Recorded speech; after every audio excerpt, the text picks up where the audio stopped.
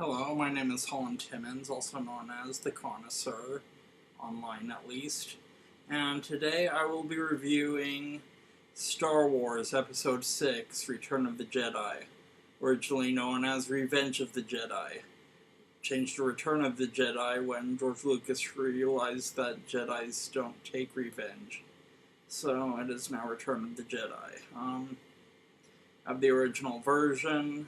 I will be reviewing this copy of the film, not the remade versions with the CGI. Yeah.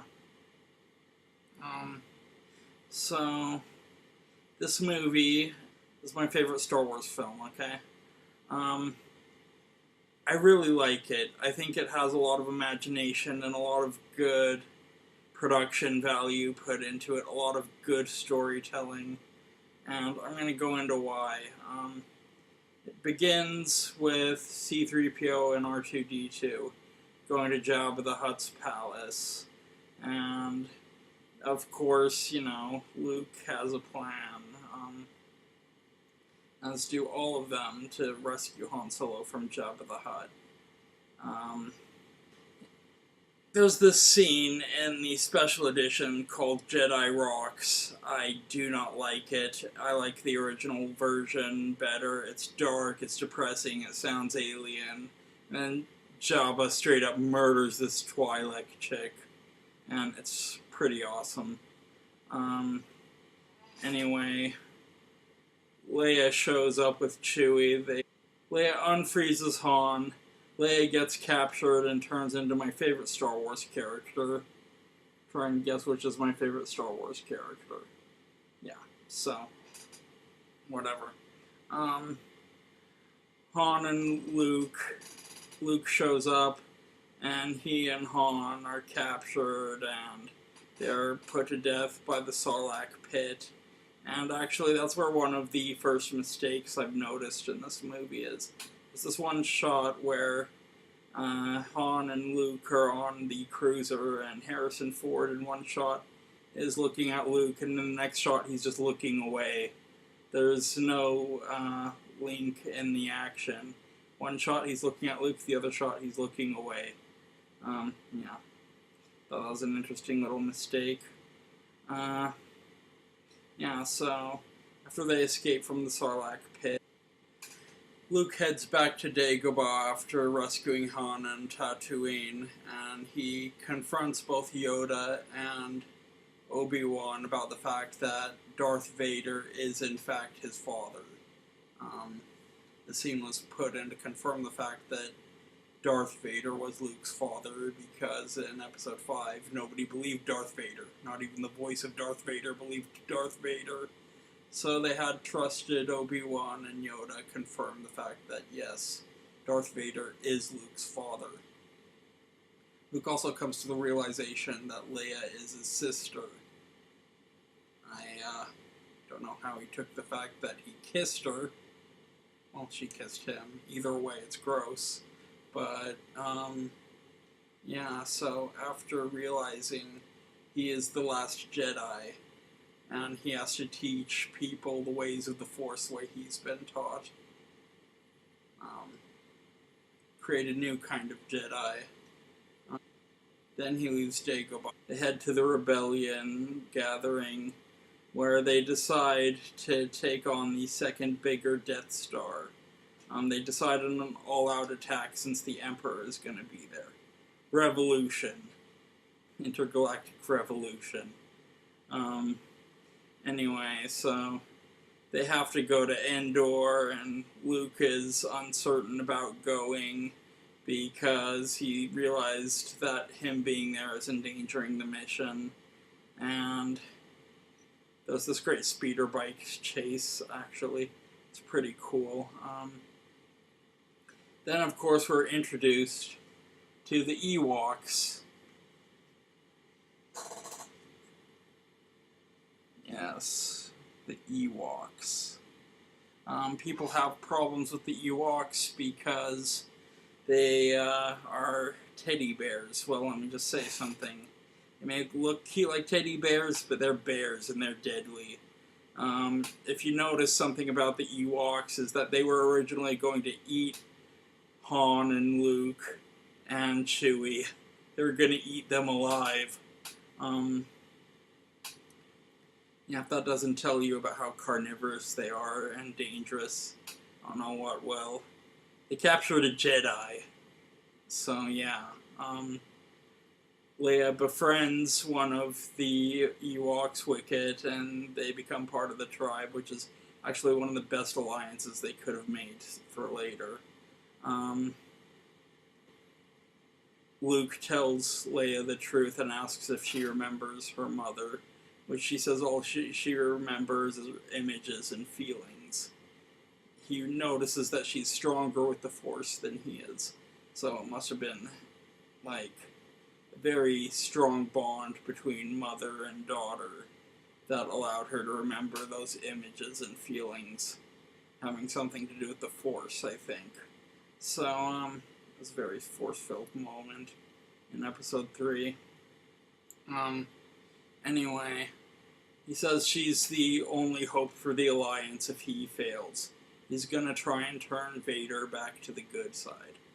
So he gives himself up to Darth Vader, and they go up to the second, newer, bigger, badder Death Star, and Luke confronts the Emperor, and yeah, meanwhile down below, Han and Chewie, C-3PO, Leia, R2-D2, they're all gathered with the Ewoks to take down the Emperor's best battalion of stormtroopers.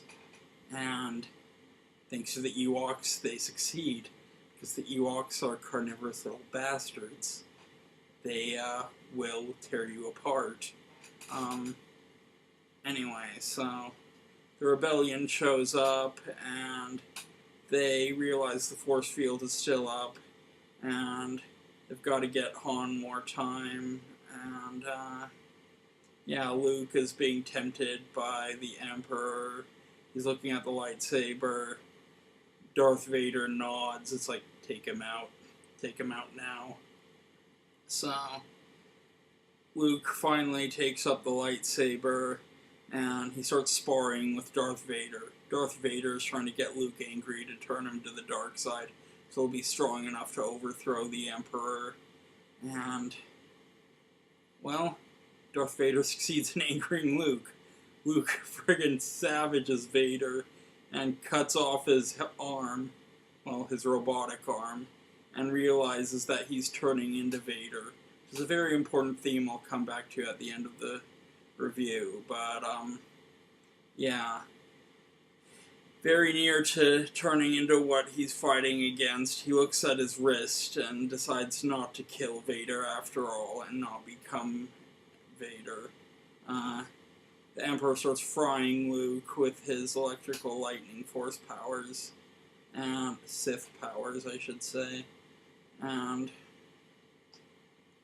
Vader has a change of heart and a very powerful moment of silent acting. Darth Vader decides to off the Emperor, sacrificing himself for Luke in the process, which is how the prophecy of the Chosen One unfolds, finally, and the destruction of the Sith. So, Luke grabs Vader, and Vader asks Luke to remove his mask, which leads to mistake number 2. Apparently being a Sith gives you really bushy eyebrows. Had to have been a mistake, because Darth Vader got himself burned on a lava planet and had no hair, so apparently being evil gives you bushy eyebrows. Anyway, so, the rebellion shows up, and Han blows up the shield generator on the Force moon of Endor with the help of the Ewoks, and the rebellion blows up the Death Star while Luke gets off. Luke burns Vader's body in a Jedi funeral, honoring the fact that he's become a Jedi again. And he goes back to where the Ewoks are partying along with the friends. There's a bunch of stormtrooper helmets, no bodies, because the Ewoks ate the bodies, and the heads. They just have the helmets, which they're banging on. And reunites with his friends and family and sees the image of Old Man Vader, Old Man Yoda, and Old Man Obi-Wan Kenobi looking at him, and he smiles and the movie ends. Well, I just wanted to say something. The original ending, Luke was supposed to go evil. He was supposed to put on Vader's helmet and say, "Now I am Vader." And it makes sense, because Uncle Owen and Aunt Beru were anxious about telling Luke about his father. In the cave in Star Wars Episode 5, The Empire Strikes Back, he defeats Vader only to find out that his head was inside the helmet. And finally, when he went to confront Vader untrained, he was supposed to have been kind of infected by the dark side in Episode 5. When he goes back to redeem Vader as a Jedi, it would have made sense for him to turn. But Lucas wanted a happy ending, and I can't begrudge him that, because in one of my stories I decided to go for a happier ending than what I originally envisioned. So, there's nothing wrong with a happy ending. I like the fact that the status quo resets itself, all the lead up for the same thing to happen over again, from democracy turning to an empire, to the rebellion, to the resetting of democracy after an empire. So, yeah, it's a never-ending cycle.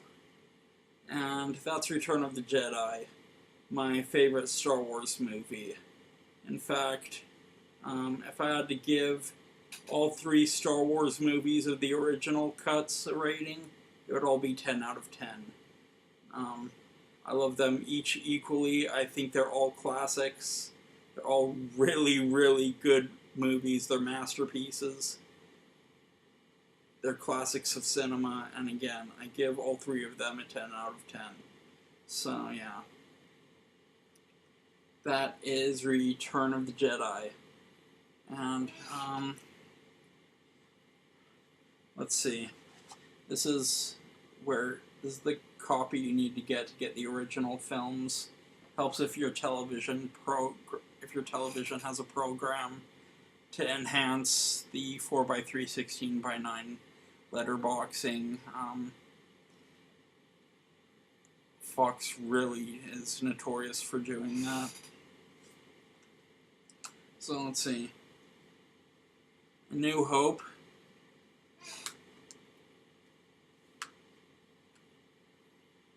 Empire Strikes Back. Return of the Jedi. All masterpieces of film. So, that is the end of my Star Wars review.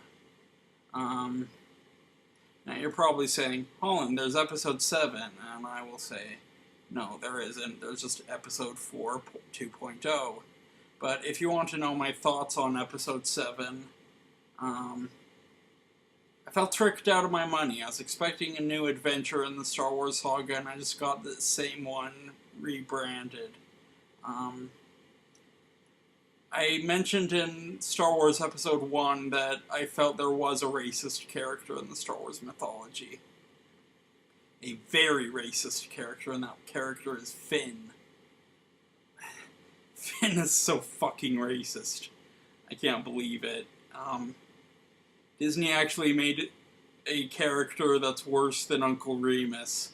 At least Uncle Remus was racist in a very innocent Disney way. Finn is just racist in a very, not vindictive way, but a more purpose. There's more purpose to the racism of his character. I don't like it. Mace Windu, Lando Calrissian, James Earl Jones. Star Wars is known for having really great, respected black characters, whether good or evil. Finn is fucking racist. I can't believe it. Can't believe they got away with that shit. And Rey, well, she's practically perfect in every way. So it's like having Uncle Remus and Mary Poppins star in Episode 4 again, except it's called Episode 7, The Force Awakens. The only thing that was supposed to happen in that movie was, spoiler alert, Han Solo dies. That's the only thing that was supposed to happen in that entire movie that did happen. Waste of money. I want my money back. I'm not buying that movie. And you know what, screw it, I'll give it the rating it deserves. It's a 3 out of 10 film. It's a very poor adaptation of Episode 4. I did not care for that movie at all. I felt tricked out of my money. I was angry, I was upset, and the more I thought about it, the more I hated it. But on the other hand, it did give me a new appreciation for the prequels. At least those were original stories with mythology. A lot of mythological motifs in the prequels, and the originals, surprisingly. And it tells a cohesive story that just can repeat over and over again. But I'm not going to talk about Episode 7 anymore, because it's just going to upset me. Am I going to review any more Star Wars? No, I'm done. I'm moving on to other stuff. I'm not even going to go see Rogue One. I'm not going to see Episode 8. I'm not going to see Episode 9. I'm done with Star Wars. I guess I've outgrown it. Yeah. But Star Wars will always be near and dear to my heart. The original movies, all 6 of them, and the Clone Wars. So, yeah. What can I say? I'm a fan of Star Wars, the real Star Wars. Disney just did to Star Wars what it did to Bill Nye the Science Guy and Marvel movies. Fucking ruined it.